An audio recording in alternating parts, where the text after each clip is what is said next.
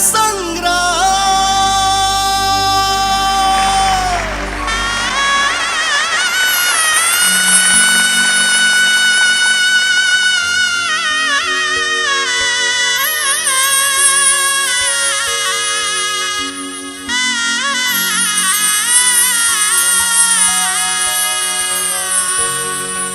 सहनाई के गूंज में स्वागत,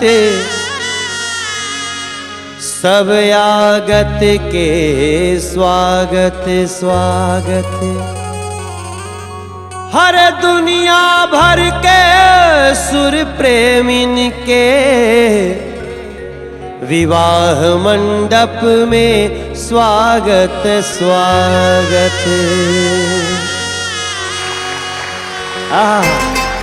हम जोरदार ताली बजा के चाहते हैं कि सब कोई स्वागत करे आप लोगन के सुर संग्राम के विवाह मंडप में।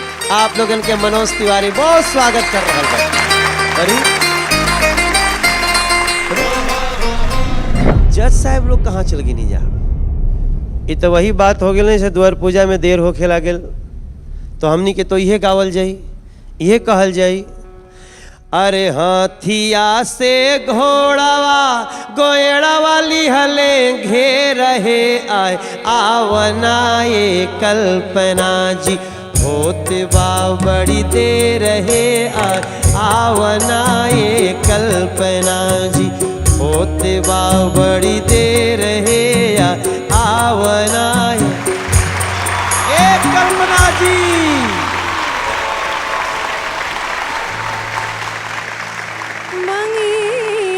भरे दुल्हा सुहाग से नूर से, मंगिया भरे दुल्हा सुहाग से नूर से, धिया आज से भैली मेहमान, धिया आज से भैली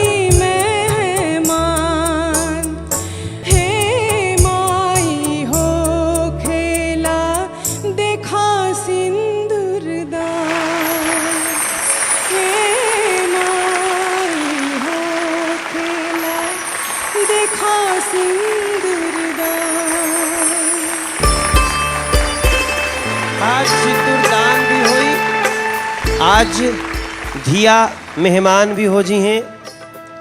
और आप थोड़ा सा लेट आईनी लेकिन बड़ा गमगमात आईली। बाकी हम तो आ गए नी। मालिनी जी कहाँ बड़े?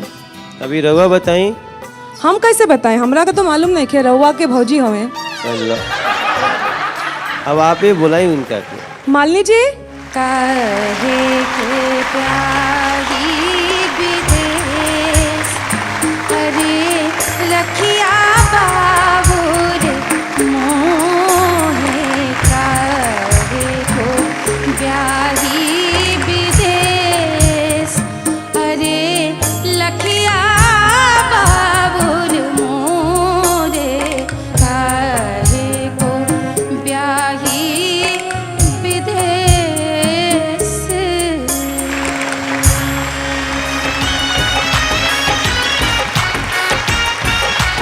आज आप लोगों के स्वर में हमेशा विवाह के कुछ न कुछ बात नजर आ रहा बाटे। और निश्चित रूप से आज हमनी के कार्यक्रम में विवाह महत्वपूर्ण बाटे। आज जे भी आई विवाह के बात करी, कहें कि हमन के कार्यक्रम ही आज विवाह के गीतन के, विवाह से पहले विवाह के बाद ओकरे आसपास के गीतन के समर्पित बाटे। और हम प्रार्थना करब अपने जज लोगन से कि चल के अपन कुर्सी पर विराजी जाए।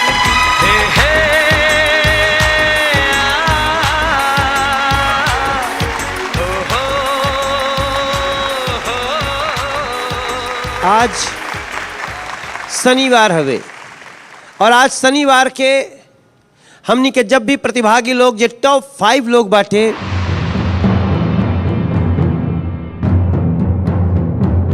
वो जब यहाँ बैठेला तो ओकरे अंदर एक ही उद्देश्य होला कि आज के विजय पत्र प्राप्त करी और आगे के रास्ता में केकरे अंक के केकरे स्वर के मजबूती मिली कि अपने प्रदेश के दावेदारी करी।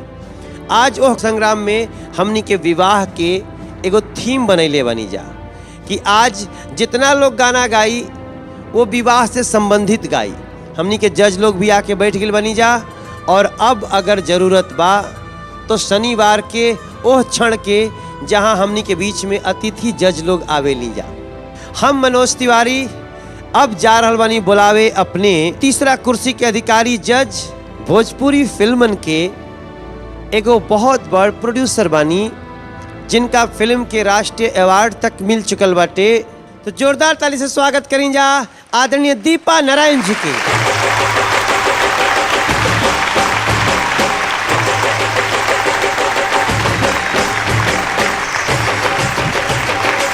आपके स्वागत बटे हमनी के राजा बिस्किट सुर संग्राम में, और आप हमनी के जज बन के आयल बनी, हमनी के बहुत खुश बनी जा। थैंक यू वेरी रउआ सुर संग्राम के बारे में का जानले बानी और आज कैसन लगा तती हमनी के जानल चाहल जी। सबसे पहले तो आपन सब के दीपा नारायण झा की तरफ से बहुत बहुत प्रणाम, और सीनियर सब के गोड़ लागे छिए। वाह वाह वाह, ये तो मैथिली भाषा। कनी मनी बाजे छिए। अच्छा, दीपा नारायण जी के जोरदार ताली से स्वागत करे के। अगर कई गो प्रश्न हमारे पास दिमाग में उपजी तो हम यहाँ से पूछत रहो और आपके अपने कुर्सी पर बैठा के फिर आगे।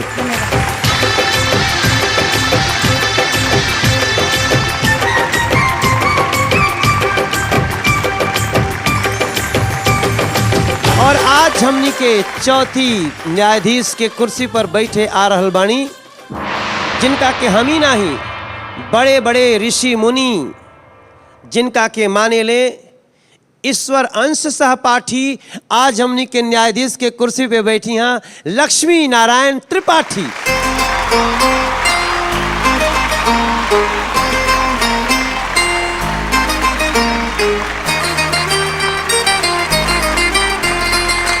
आज रउआ आशीर्वाद देवे खातिर आ गइल बानी हमनी के कार्यक्रम में। बहुत अच्छा जियत लगा। रह माता रानी तो के फूले फले तार सारो मनोकामना पूरा रहे। और ही बताई रौरे कैसन बाटी? हमनी के जानना चाहते हैं कि रुआ इतना जब बढ़िया भोजपुरी बोलत नहीं, आप पैदा तो भइली बम्बई में थाना में, लेकिन इतना अच्छा भोजपुरी कैसे बोले लगनी? माई दादा हमार गोरखपुर बासगांव भीता नाम के एक तिवारी लोगन के गांव में से हम हैं। पर केहू कहीं पे भी रह जाए और अगर जे इंसान के ओकर मातृभाषा नहीं आवे तो वो बड़ी खंडनीय बात हवे। और हमके गर्व हवे कि हमार माई हमके भोजपुरी सिखौली, और आज वही के खातिर हम रउरा के सामने खड़ा होके भोजपुरी बोलत बाटी ना। मनोज जी, मैं पहले तो बहुत स्वागत करती हूँ लक्ष्मी जी आपका। मैं इनको पहले से जानती हूँ और मुझे हम दोनों में बहन के रिश्ता है, और मैं चाहूंगी कि दीदी है हम दोनों। अच्छा, दीदी है। हाँ, वहाँ मालिनी जी भी बैठल बटी, वो भी हमारी दीदी बन अरे गई। वाह, झूठे पे। और दीपा नारायण जी बैठल बानी। अरे वो भी हमार बहन है, तो कि जीजा बनावत बाटी। तहार हमार घर का दीदी कहाँ बाटी पहले बताई। नहीं, बहुत अच्छा, बहुत अच्छा। हम बहुत गदगद बानी दिल से। और देखी जैसे कल्पना जी आपके मिले खातिर यहाँ चलेली, हम चाहते नहीं आपके अपना कुर्सी पर बैठाई, खुद चल के आए। अरे दादा जीजा।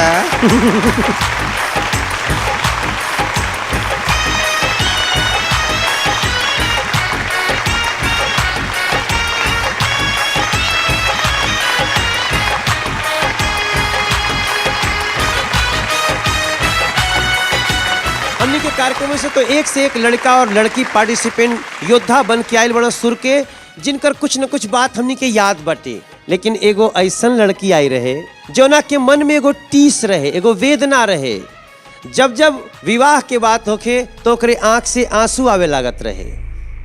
जब हमनी के विवाह से संबंधित एगो कार्यक्रम के संकल्पना कैली जा तो हमनी के वो लड़की के याद आ गई जवन इंटरकास्ट मैरिज के लिए बिया। वो लड़की जवन अपने 100-200 रिश्तेदारन के अपने शादी में न अइला के और सामाजिक रूप से शादी के मान्यता न देहला के टीस हमेशा ओकरे अंदर रहे। ओकर आंसू बहे लागे। अपने पति के बहुत प्यार करेले, पतियों करो के बहुत प्यार करेले, लेकिन समाज के वो लोग ओकरे फेरा के समय उपस्थित नहीं रहल, ओकर शादी विवाह नहीं देखल। तो हमनी के सोचनी जा कि काहे न वो लड़की के वो प्रश्न पे विचार करे के, वो दर्द पे विचार करे के जवन कभी हमनी के देखले रहनी जा। आप भी एक बार वो लड़की के वो दर्द देख ली, तब हम बताए कि हम आगे का कल चाहता नहीं।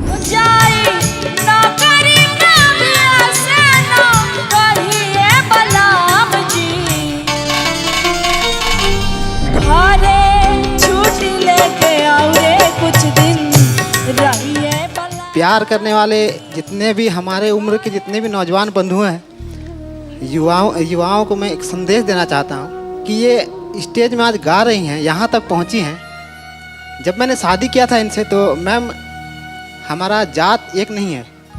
आज तक मैं अपने मौसी के घर छोड़कर अपने किसी भी रिलेटिव के यहाँ इनको नहीं ले जा पाया, क्योंकि मैंने इंटर कास्ट शादी की थी। अच्छा। और आज तक रीमा को वो सम्मान नहीं दिला पाया जो एक औरत एक बहू को मिलना चाहिए। फिर मैंने कसम खाई थी कि इसके संगीत के माध्यम से मैं इसको एक ऐसा स्टेज में ले जाऊंगा जहां दुनिया हमें देखेगी। और हमरा के तो ना ससुराल से विदा हो के नसीब बा, ना ससुराल में जाए के नसीब हुई।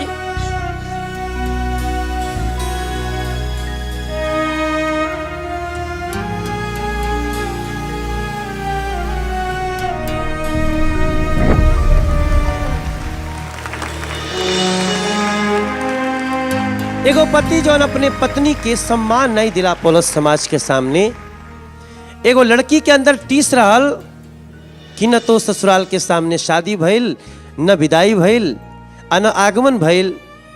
तो हमनी के सोचली जा, अगर हमनी के कार्यक्रम विवाह गीतन के समर्पित करतनी जा, तो एक बार वो रीमा से कहल जाओ कि हमनी के तुम लोग के शादी फिर से करावल जाई। और वो शादी के 10-20 गो हित मित्र रिश्तेदार ही नहीं, सैकड़ों करोड़ों हिंदुस्तान के नहीं दुनिया भर के लोग तो हम लोग के शादी देखी। और आज हमनी के यह बात के फख्र बा कि रीमा और उनकर पति ये बात खातिर तैयार हो गए बाड़े। आज उनकर शादी करा के हमनी के दुनिया के दिखावल जाए, जहां एगो 7 महीना के बच्ची के फिर से शादी हुई। और खाली वो हित मित्र रिश्तेदार नहीं, वो लोग के शर्म लागे के चाहिए जो उन्हीं के शादी में नहीं अइले। आज सारी दुनिया उन्हीं के शादी देखी और उन्हीं के शादी में हमारे 5 टॉप सुर संग्राम के योद्धा लोग अपन महासंग्राम रची हैं। यह लड़ाई खातिर हम बुला रहल बानी आपके सामने उत्तर प्रदेश सुल्तानपुर के अनामिका सिंह के और उनके गीतन के संगे यह रीमा और उनके पति के शादी के भी कार्यक्रम शुरुआत हो जाएगी।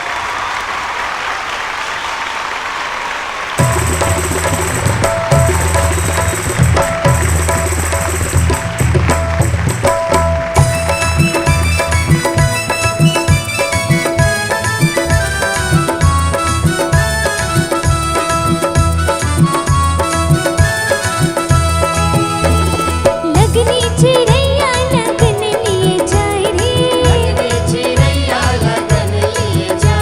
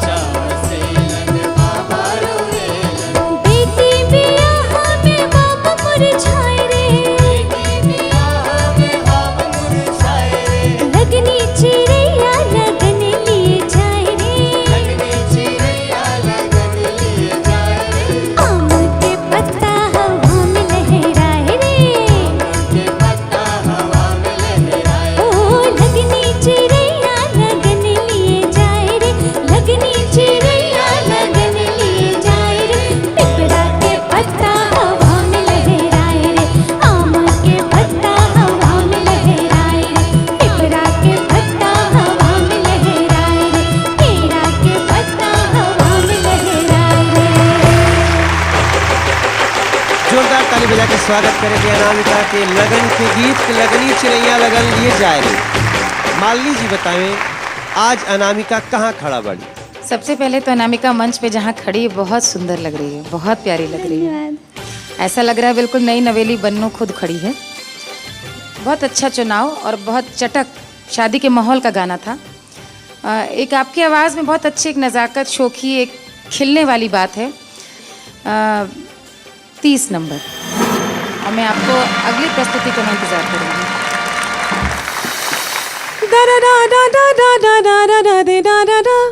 दादा जो भी था, मुझे सीधा सीधा सॉन्ग लगा क्योंकि ये टॉप 5 का कंपटीशन है। तो सब्जेक्ट मैटर में रहते हुए भी आपको ऐसा हर गाना ये समझ के गाना है कि ये मेरा आखिरी गीत है। बाकी मुझे ठीक ही लगा, एक दो जगह सुर गया, खासकर एंडिंग नोट बेसुरा था। 32 नंबर।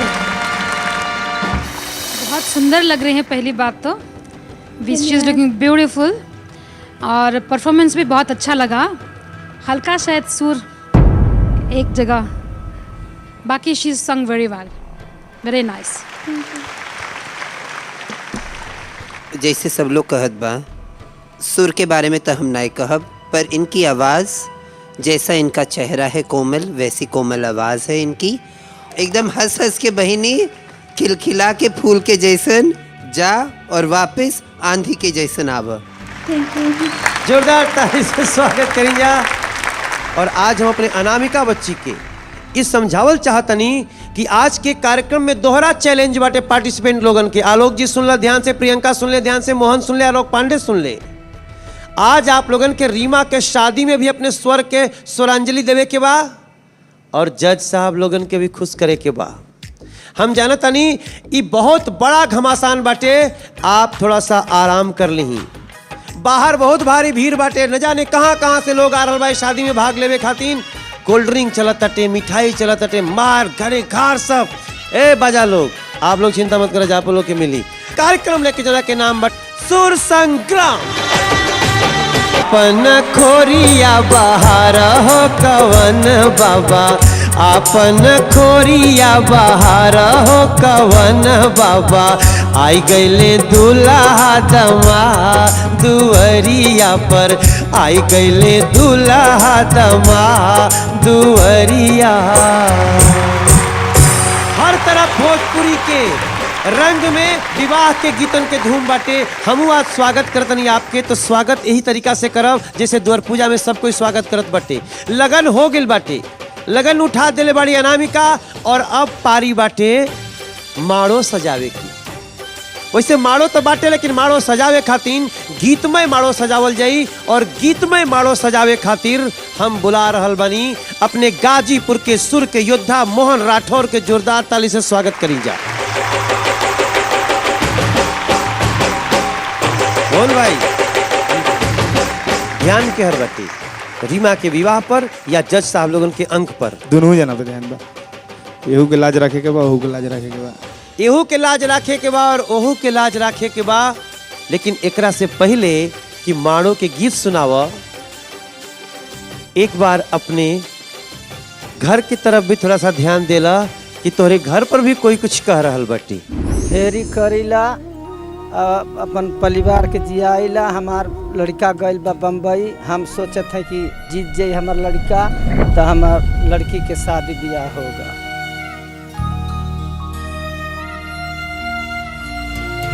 तहार बहनों बालिन बहुत तोहके ध्यान करलिन, छोटी बहन के हमार भैया आगे जीत के यहाँ तो हमार शादी ब्याह हो जाई।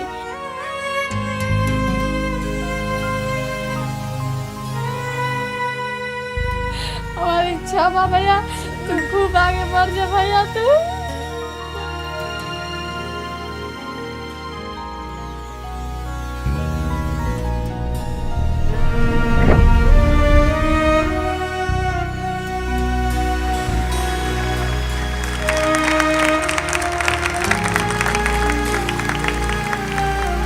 अरे का हम देही बड़ी दुखिया, अरे का हम देही बड़ी दुखिया, पर वही नई बात पठावत बिया। किरण में बन में तू सजल हो रहा, इहे हो दुआऊ पठावत बिया। आज जब रीमा के शादी के गीत गई, माड़ो सजावे के गीत गई है, तो ई सोच के गई है बचवा कि ओकरा में एगो बहिन भी शामिल बिया, और ई सोच के गई बा तो जज साहब लोगन के भी प्रभावित करे में पीछे नहीं रहा।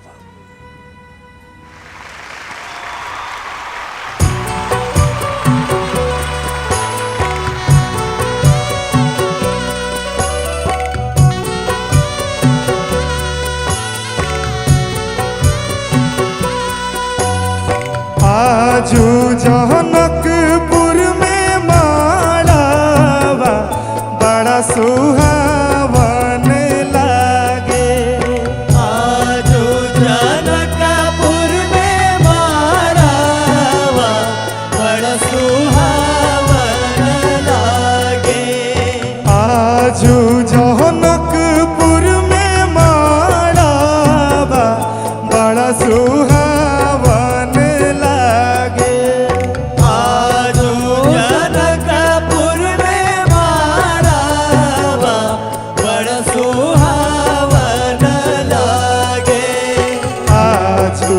जनकपुर में माड़ावा बड़ा सुहावन लागे। आजू जनकपुर में माड़ावा बड़ा सुहावन लागे।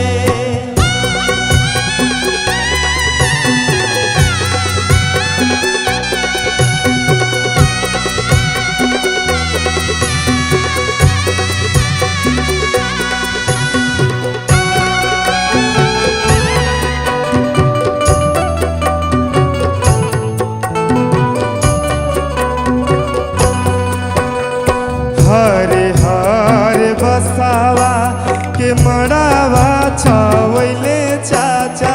हरे हरे बसवा के मड़वा छवैले हो हरे हरे बसावा के मड़ावा छवैले चाचा। हरे हरे बसवा के मड़वा छवैले चाचा। चाहू मुख दियावा जरावे ओ मन भावन लागे। चाहू मुख दियावा जरावे मन भावन लागे। चाहू मुख दियावा जरावे ओ मन भावन लागे। चाहू मुख दियावा जरावे मन भावन लागे। आजू जनकपुर में माड़ावा बड़ा सुहावन लागे। आजू जनकपुर में माड़ावा बड़ा सुहावन लागे। आजू जनकपुर में माड़ावा बड़ा सुहावन लागे। आजू जनकपुर में माड़ावा बड़ा सुहावन लागे। आजू जनकपुर में माड़ावा बड़ा सुहावन लागे। आजू जनकपुर में माड़ावा बड़ा सुहावन लागे।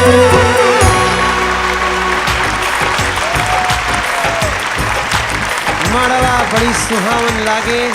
और आज निश्चित रूप से वो माड़ो सज रहल बा, जोने में रीमा पियर साड़ी पहन के आज बैठल बाड़ी। और ये माड़ो धन्य बाटे, हमने के कार्यक्रम धन्य बाटे। और अब हम अपने मोहन राठौर के, हम मोहन तोरा के ज़्यादा छेड़ल नहीं चाहत रही ही। जब पिछला हम देखली ही एवी न, जो तोहरे गांव से दीदी, तोहार माई, तोहार बाबूजी, एक तो तोहर बाबूजी के स्वर एकदम तोहरा से मिलत बाटे, और ओहनी के आंख से बार बार इतना जो हमके लगा था पहली बार ओहनी के घर में खुशी देख ले बड़ी सन का। जी भैया, जन्मों में ना सोचले रहनी कि इतना बड़ मंच मिली, हम बम्बई आए आप लोग के दर्शन पाए, कबू ना सोचले रहनी। बस वही टूटा फूटा झुपड़ी में बस सोचले कि गुजारा होता रही तरह माई की कृपा से बस। लेकिन आज भाग्य बा आप सबके आशीर्वाद से आज हम भी जवानी। बहनिया तरस छोट या? हाँ, 1 साल छोट भी है, 1-1.5 साल। संगे तब पढ़ले उड़ले हुई हर जगह ना? ना पढ़ले नहीं के, कोई 2 छोट छोट भाई बहन से पढ़े लन सा। अच्छा। हाँ, एगो तो एकदम छोट बा। एकरा के नहीं पढ़ौल लिखौल? ना, हम ही खुद इंटर फाइनल करके छोड़ देनी।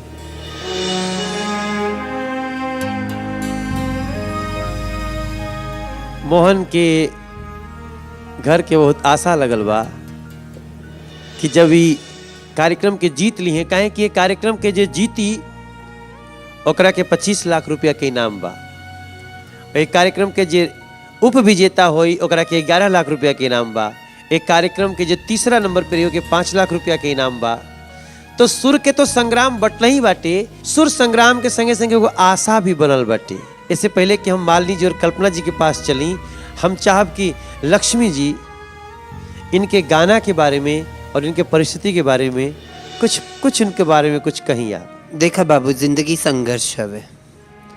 अब हमरे के यहाँ सब कुछ रहल, हम पढ़ली लिखली, तबो भी हमारे संघर्ष अलग रहल। तो संघर्ष से कभी डेराए के नहीं चाहिए। छाती एकदम तनेन के, एकदम सीधा देख के ज़माने से लड़ के, काहे कि सब कुछ हम हासिल कर सके नहीं ज़िंदगी में। एक मनुष्य, एक मानव। देखा, हम मर्द हमें, औरत हमें, हम है किन्नर, हम वो, और ऊपर से ब्राह्मण जात का, अपने यूपी बिहार के तरफ और कितना बड़ा कलंक टीका हो सकेला ही। पर वो कलंक के टीका के हम धो के ओके विजय का तिलक का टीका हम अपने माई दादा के सर पे लगौनी। सरस्वती तोरे कलेजे में बाटी, जबान पे बाटी, कंठ में बैठल बाटी। माता रानी करे, त्रिपुर सुंदरी करे, ये हमारा आशीर्वाद हवे तो के कि जिंदगी ई मंच के बाद हमेशा सुनहरी रही। ये हमारा आशीर्वाद हवे और आशा हवे तोरे खातिर।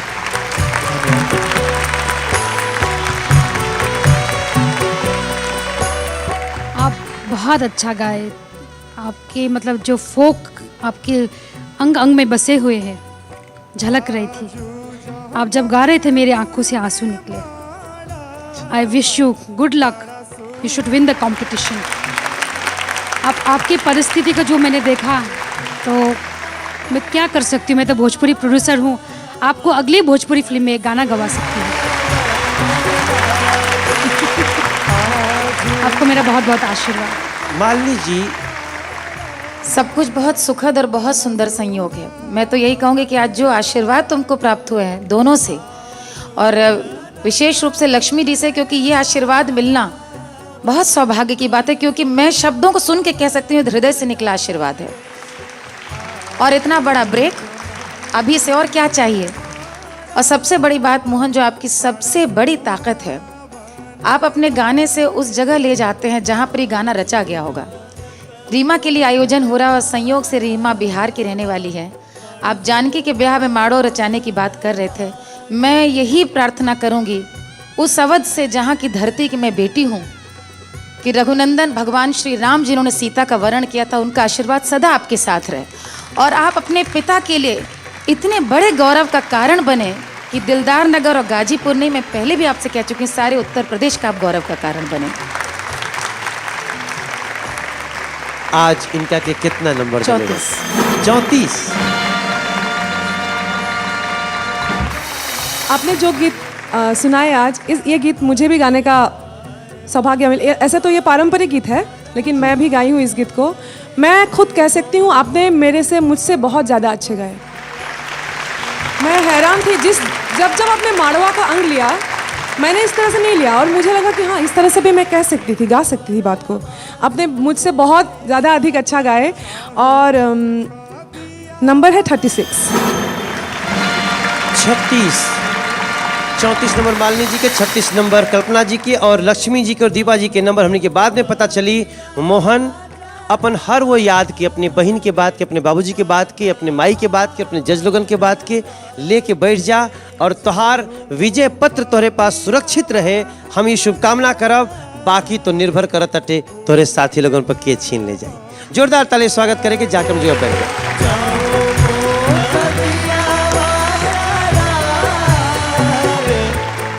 मोहन राठौर जी के बाद अब पारी बाटे उत्तर प्रदेश के ही तीसरा योद्धा आलोक पांडे के। जोरदार ताली से स्वागत करेंगे हमने के मंच पे।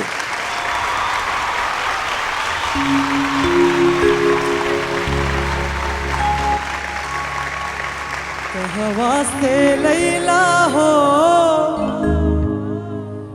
बाबा हरदी के टूसवा, कहवा से लैला हो बाबा हरदी के टूसवा, कहवा से लैला हो बाबा हरदी के टूसवा।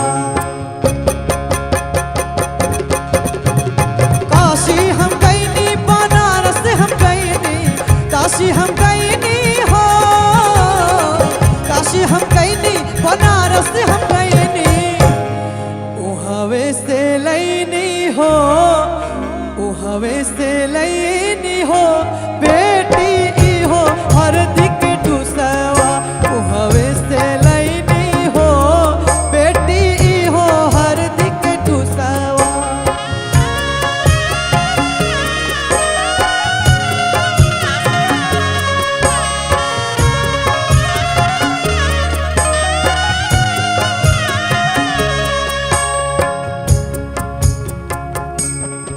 कहवा से लैला हो भैया हरदी के टूसवा, कहवा से लैला हो भैया हरदी के टूसवा। आरा हम गईनी, छपरा हम गईनी, आरा हम गईनी हो, आरा हम गईनी, छपरा हम गईनी, उहावे से लईनी हो बहिनी ई हो हरदी के टूसवा, उहावे से लईनी हो बहिनी हो हरदी के टूसवा। कहवा से लैला हो बाबा हरदी के टूसवा, कहवा से लैला हो बाबा हरदी के टूसवा।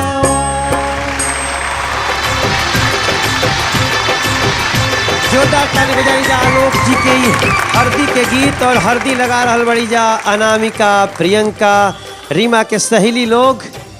कल जे प्रतिद्वंदी रहे आज उस संगी बाटे और आलोक जी खातिर हम सीधे चल रहल बनी दीपा जी के पास।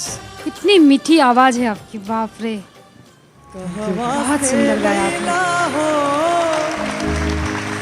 लक्ष्मी जी, दीपा जी जब कहत रहली हम मार्क्स देत रहली, हम सोचली का देई। हरदी का ठुसवा सही में हमरे कलेजा में हरदी रंग गई। इतना मीठ, सही में इतना जैसे सुन्नर तार हंसी बा बाबू ऐसा सुन्नर तो गावेल है। बड़ा नीक लगल हमके। बहुत बहुत जोरदार ताली से स्वागत करेगा ये कमेंट्स के। कमेंट्स में मिल रहा बा, कमेंट्स देवे वाला के अंदाज भी देखी। और अब कल्पना जी के बारी बा कि आलोक के का नंबर दी है और कौने बात पे दी है। गीत में जो रिदम चेंज था वो मुझे बहुत बढ़िया लगा, लेकिन लय का थोड़ा सा मुझे प्रॉब्लम दिखा आलोक आज। आवाज़ तो दिन ब दिन आपका खिलते जा रहा है, बहुत बढ़िया। 35 नंबर। आलोक, आप बहुत सही मौके पर अपने पूरे रंग में आ गए हैं। जो अभी कल्पना ने कहा कि दूसरे अंतरे में आपका लय का टेम्पो गया, एकदम से लय के संग आप उस मिजाज में नहीं आ पाए, लेकिन तब भी बहुत मन से आपने गाया। आपके लिए मेरी ओर से 35 और 35। आलोक बाबू चल के अपनी कुर्सी पर विराजी और इंतजार करी बहानी फाइनल रिजल्ट की।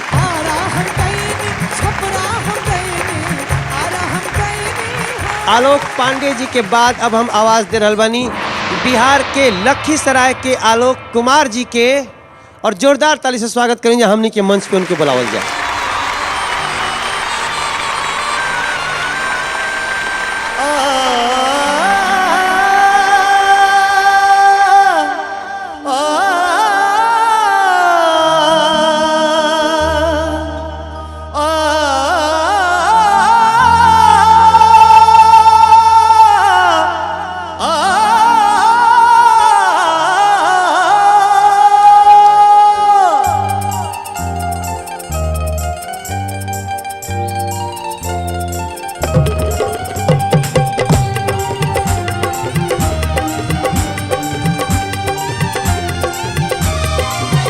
दूल्हे राजा के सर पे बा सेहरा, सेहरा में छुपल बाटे चेहरा। वो दूल्हे राजा के सर पे बा सेहरा, सेहरा में छुपल बाटे चेहरा। आज धरती झूमे झूमेला हो गगन, सब मस्ती में बॉय अपने में मगन, चारों ओरिया खुशी के बापहरा। दूल्हे राजा के सर पे बा सेहरा, सेहरा में छुपल बाटे चेहरा। दूल्हे राजा के सर पे बा सेहरा, सेहरा में छुपल बाटे चेहरा।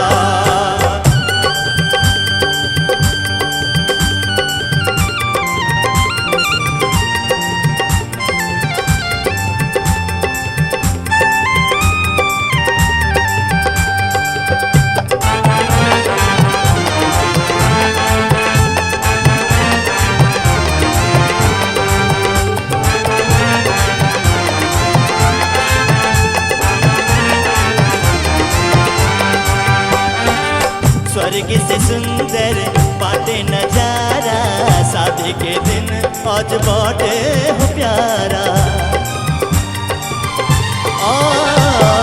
मन के गले हो फूल बन के खिलल, गारल खजाना वो जैसे ममील। ऐसन मौका मुश्किल से आवे, ऐसन खुशी ई धूम बचावे। दूल्हे राजा के सर पे बा सेहरा, सेहरा में छुपल बाटे चेहरा। दूल्हे राजा के सर पे बा सेहरा, सेहरा में छुपल बाटे चेहरा। आज धरती झूमे झूमेला हो गगन, सब मस्ती में बॉय अपने में मगन, चारों ओरिया खुशी के बापहरा। दूल्हे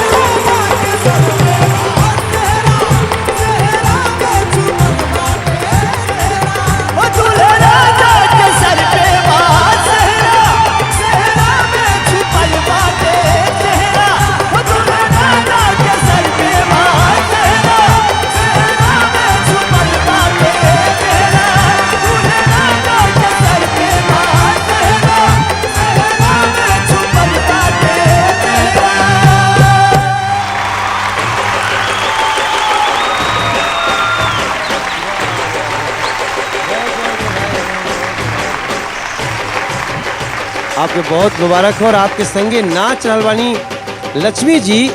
अब का चाहिए ए बचवा, जकरा संगे लक्ष्मी नाचे ओकर भाग्य तो बस विधने बाँचे। आज हमनी के सीधे आपे से पहले पूछल जाई कि आपके इनकर परफॉर्मेंस कैसन लागल है। वहाँ से उठ के यहाँ तक आ गई, नाचे तौरी का चाहिए रौरा के। असल में आप रौरे बहुत मुस्कियानी जी, जब पहले ही बताई। देखिए हम मुस्कियाए की बात, उठवा चबा चबा के रौरे बहुत मुस्कियानी। असल में ना आप इतना हाजिर जवाब बनी कि पहला बेरी हमरे कार्यक्रम में कोई आयल बना जी हमार बतिये लोक लेता, हमार जुबान बंद करा देता। अरे तो अकेले ओकले बतिया का बात।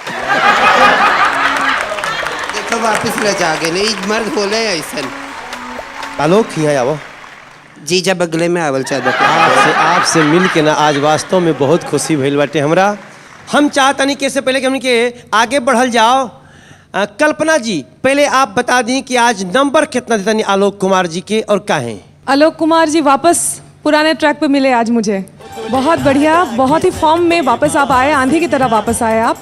तो मार्क्स मैं दे रही हूँ 39। मालिनी जी बहुत अच्छा सेहरा गाया, बहुत अच्छा, और बहुत अच्छा आपको साथ मिला, और पूरी तरह से एक माहौल बिल्कुल ऐसा बन गया कि वाकई वर आ रहा है, साथ में पिता और पूरा परिवार सहबाला भी साथ में, सब कुछ। और आपने जाकर के और 4 चांद लगा दिए। आज के लिए हमारी ओर से आपके लिए 33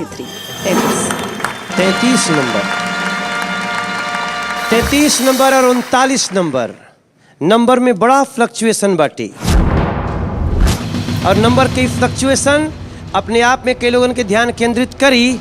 और हम आशा करब कि दीपा जी और लक्ष्मी जी दोनों लोग के नंबर बहुत मायने रखा ताटे, कहें कि नंबर के इतना अंतर नहीं होके के चाहत रहा, फिर भी आज रउआ के मुंह से गाड़ी सुन के जब हम चलब तो हमरा ये घमासान में विश्राम लेवे में बहुत मजा आई। हम कहब कि आप ए घमासान में अपन अपन सुर के संग्राम के शामिल कर ली और विश्राम के संगे हई गाड़ी सुन ली। हम त मंगले आजन बाजन, हम त मंगले आजन बाजन, बीड़ा काहे लौले रे, अरे बीड़ा काहे लौले रे, तू कब तो हर दाढ़ी में बंदूक काहे लौले रे, तू कब तो हर दाढ़ी में बंदूक काहे लौले रे, तू कब तो हर दाढ़ी में। संग्राम में हाथी हाथी सोर कैला कद हो नाली अइला हो, हाथी हाथी सोर कैला कद हो नाली अइला हो, तोरा बहिन के पटका मारो इज्जत डूबैला हो, तोरा बहिन के पटका मारो इज्जत डूबैला हो, तोरा बहिन। ई गाड़ी जवन लक्ष्मी जी गौली वो गाड़ी के हम थोड़ा सा आगे बढ़ौनी, ऐसनो गाड़ी गावल जाला, हमरे शब्दन पे मत जाई, कहें कि एकरा से मीठा कोनो गाड़ी नहीं होला। आज जब दुल्हा के स्वागत हो गई, ओकरे बारात के स्वागत हो गई, अब समय बाटे जब उन्हीं के दुल्हा के परीक्षण कइल जाई। और ओ दुल्हा के परीक्षण में जब आप लोग के याद हुई, जब परीक्षण के टाइम आवेला दुआरी पर एक से एक भीड़ लगा रहेला, कोई हेने खड़ा बा, कोई होने खड़ा बा, कोई ऊपर खड़ा बा, कोई नीचे खड़ा बाटे, सबकर ध्यान लगा रहेला कि दुल्हा के परीक्षण होत के लोढ़ा उनके कपार पे न लगे, मूसर उनके कपार पे न लग जाए, तो एक बार ठोका जी तो अबर दुबर दुल्हा दाढ़ से नीचे आ जाए डोली में से। तो ऐसा ध्यान में रखते हुए अब हम बुला रहल बनी प्रियंका के जे परीक्षण के गीत गई हैं। जोरदार ताली से स्वागत करें गोपालगंज के प्रियंका। प्रियंका, तोहरा का लगत है आज, क्या आज तोहर विजय पत्र सुरक्षित रही? कोशिश करब कि सुरक्षित रहो, बाकी परफॉर्मेंस पे डिपेंड करता है।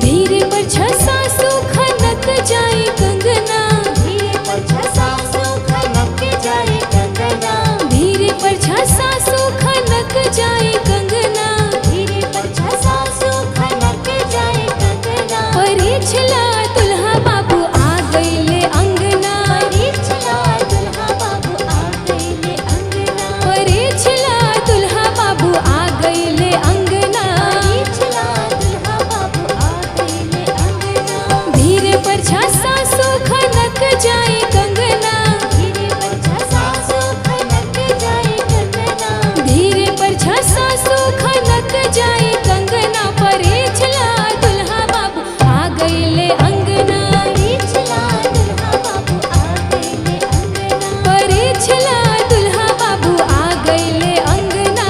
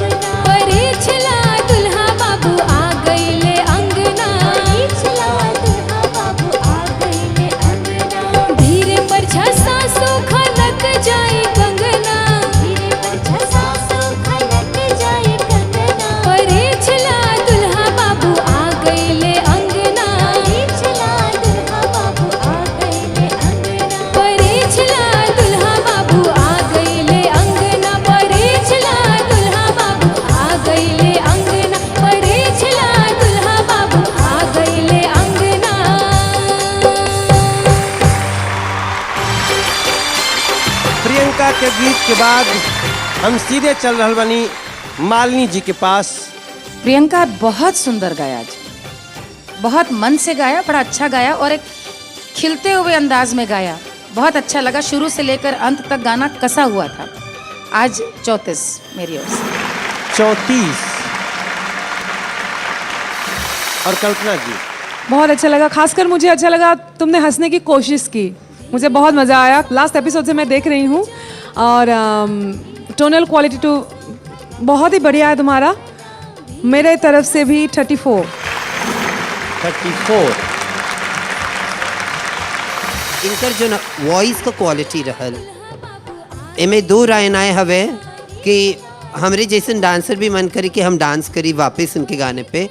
और बड़ी प्यारी वॉइस है इनकी, हम कितनी बहुत निक लगल, मतलब सब करे निक लगत बा। पर ये लड़की का मासूमियत, शांतता और ऊपर से अब कहत बाटी मुझको, हम जब से यहाँ बैठल बाटी इनके वहाँ देख ली, उठ के अपने सहेली के लगे गईली तब वो भी मुस्कुरैली ना ही बिल्कुल। पर स्टेज पे जब माइक पकड़ के गावे लगली लड़की हमार तो मुस्कुरा के गईली, तो हम समझ सकेली कि इनकर मुस्कुराहट कितनी कीमती है।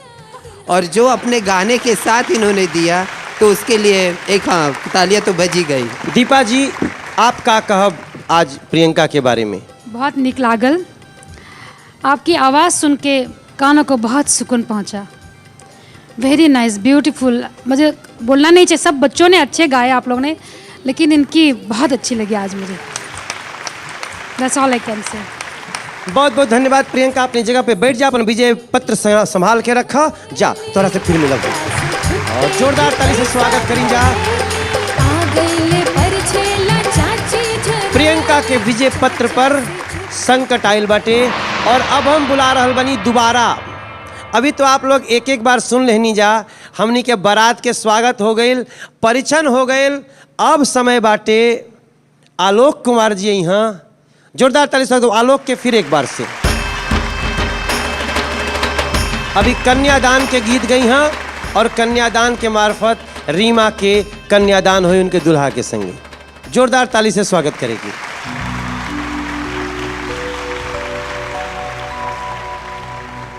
जंघिया बैठवलाए पापा अपनी हो पुतरिया, रोवेली सी आज हो बेटी नैना ढारू रे लोरावा,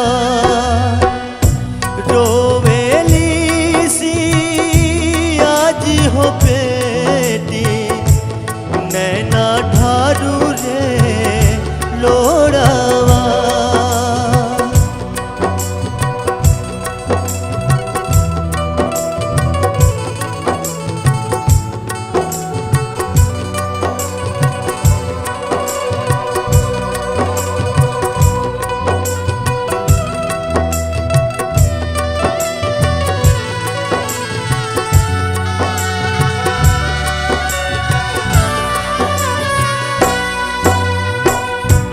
नाही हम रहनिए पापा चोरनी से हो चटनी, नाही हम सभवा में पापा पगड़ी हो छूकवनी, कवने करनवा पापा जियावा के हो ते जनी, कवने करनवा पापा जियावा के हो ते जनी। जंघिया बैठवलाए पापा अपनी हो पुतरिया, रोवेली सी आज हो बेटी नैना ढारू रे लोरावा नैना ढारू रे लोरावा नैना ढारू रे लोरावा।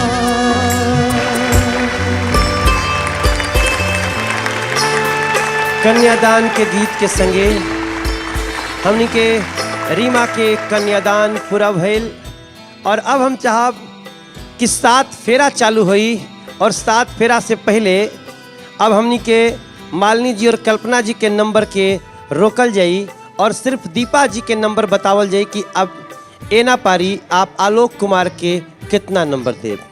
आपने बहुत अच्छा गाया, आपके वॉइस में पैथो जो बोलते हैं बहुत अच्छी थी, फीलिंग्स जो जिसको कहते हैं, बहुत अच्छा गाया और इसके लिए मैं आपको 37 देती हूँ।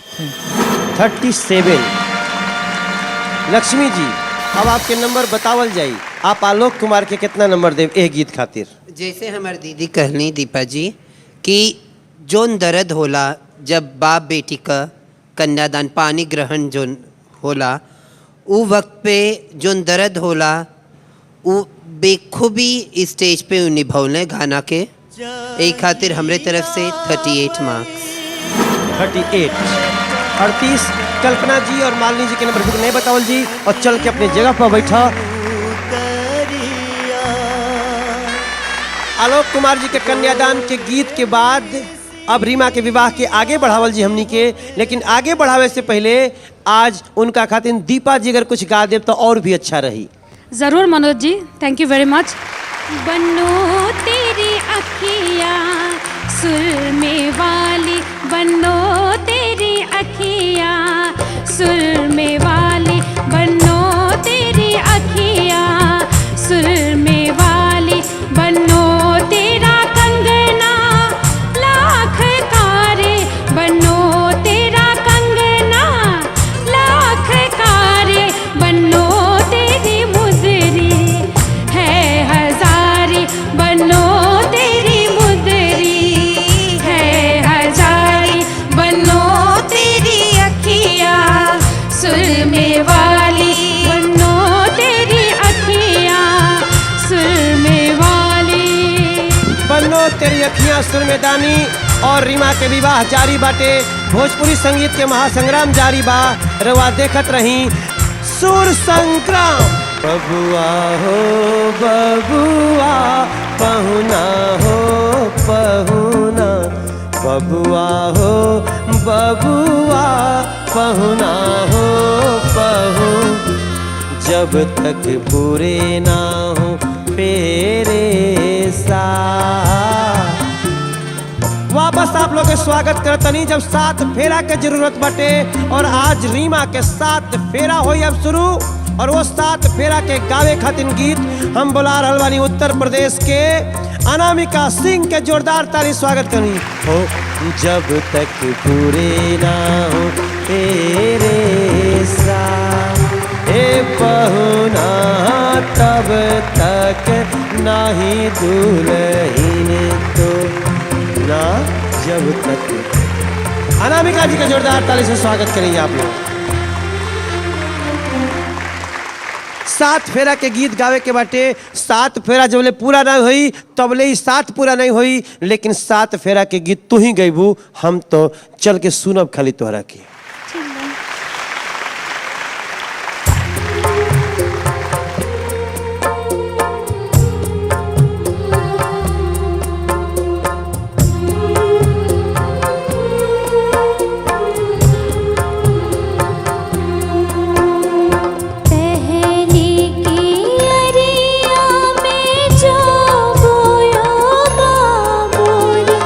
दूसरी की अरिया में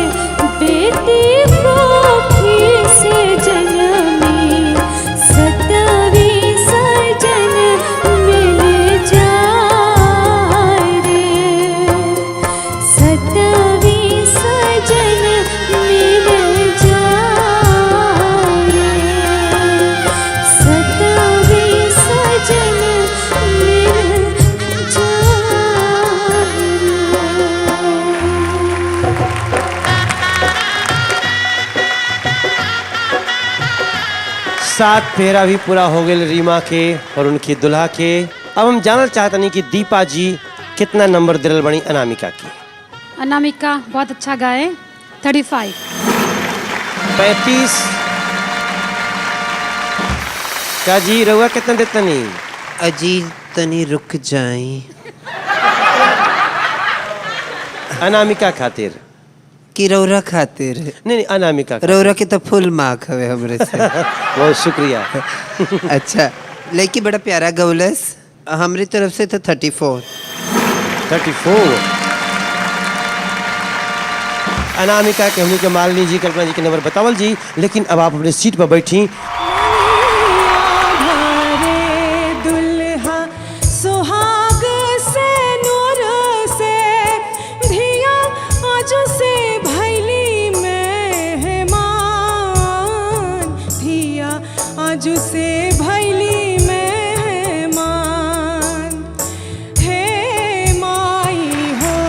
सात फेरा हो गए, सिंदूरदान हो गए, अब कोहबर के बारी बाटे और कोहबर के गीत गावे खातिर बुला रहल बनी गोपालगंज के प्रियंका की।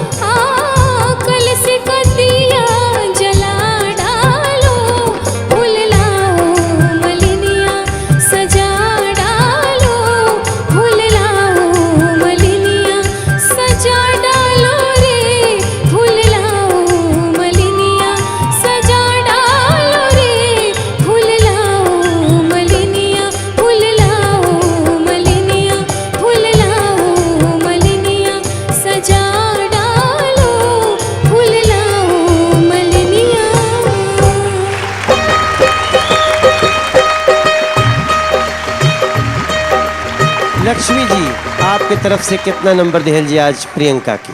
रौरे दीपा जी से कहे नहीं शुरू करत बटी, इतना नीक गौले बा हम तनी कहीं ना कहीं मतलब पूरा वापस याद करे नहीं, रिवाइंड टेप चालू बा हमरे दिमाग में। हाँ जी। तो पहले कहे नहीं करत बाटू। बहुत सुंदर गाया as usual, 38 marks. Excellent singing, excellent voice. 38। और अब तो लक्ष्मी जी बोले ही कि पड़ी हमकी तनी एक जगह सुर कही थी भैल का पता, मतलब हम यही खातिर इन दो सबसे डिस्कस करे लगनी। सेकेंड हाफ में जब ये उठावे के थी भैल तब हुआ तनी सुर कही थी भैल जी, तब वो भी हम 38 देत बाटी न होके, बिकॉज ये आवाज़ इनकर कोयल जैसन कंठ और ये गाना हम ना हमके याद हवे शारदा सिन्हा जी के आवाज़ में हम सुनने हैं। सही हवे कि गलत हवे? फुललाओ मलिनिया तो उहे मतलब जो आलाप वगैरह बड़ा सुंदर लगल हमके, जो ओकरे अंदर बीच में थी हवे सेम उन्हीं के जैसन, और एक खातिर इनके हम 38 देत बाटी। प्रियंका चल के अपनी कुर्सी पर बैठ जा। और प्रियंका के बाद अब बारी बाटे मोहन राठौर के, और मोहन राठौर जी गीत गई हैं। अब समय आ गई बाटे माड़ो खोले के, तो मोहन जी अपने स्वर में माड़ो खोले के भाव लेके आई हैं। जोरदार ताली स्वागत करेंगे।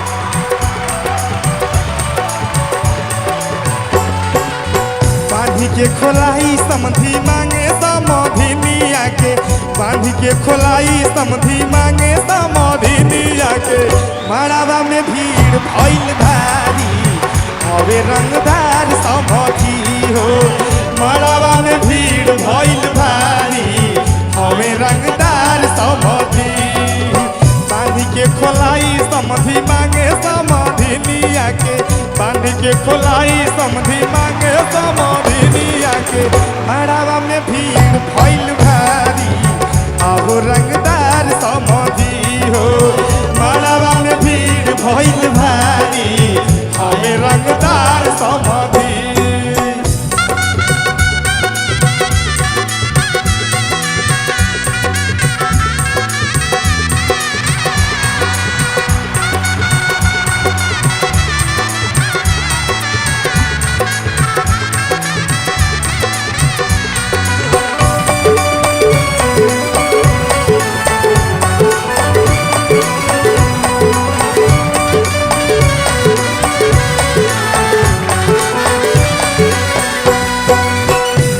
हलन गैया नाली हलन भैंसिया हो नाली हलन गैया नाली हलन भैंसिया हो नाली हलन गैया नाली हलन भैंसिया हो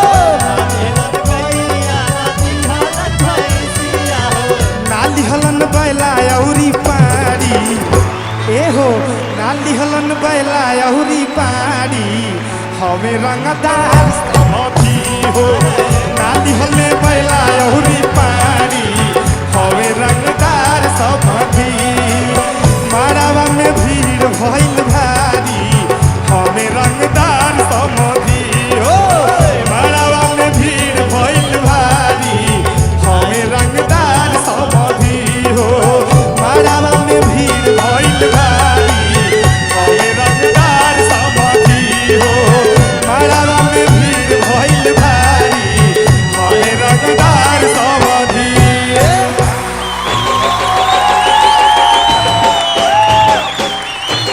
जोरदार ताली से स्वागत करी मड़वा में भीड़ भइल भारी आहो रंगदार समधी और वो रंगदार समधी माड़ो खोली है न जाने कितने लोग माड़ो खोलात समय रंगदार समधी के तमगा पौले बाटे। आज मोहन जब गौले बाटे तो हम चाहते कि आदित्य नारायण के मम्मी और भोजपुरी सिनेमा के राष्ट्रीय अवार्ड विजेता दीपा जी इनके अपन नंबर बताएं। 39 आज का सबसे ज्यादा मार्क्स मैंने दिया, मैंने देखा यहाँ पे तो 39 इनको मिला है।